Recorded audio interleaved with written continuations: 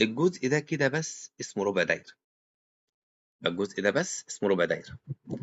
عندي هنا الزاوية اللي أنا راسمها دي اسمها زاوية محيطية في ربع دايرة، يبقى دي مرسومة في ربع دايرة. طب عايزين قياسها. طيب عندي هنا الزاوية دي كام؟ 90. طيب شوف كده،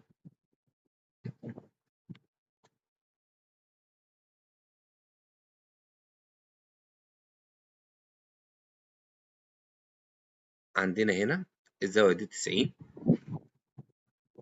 عندي الزاوية دي زاوية اسمها محيطية، ودي كلها مركزية. بكام المركزية دي؟ 270.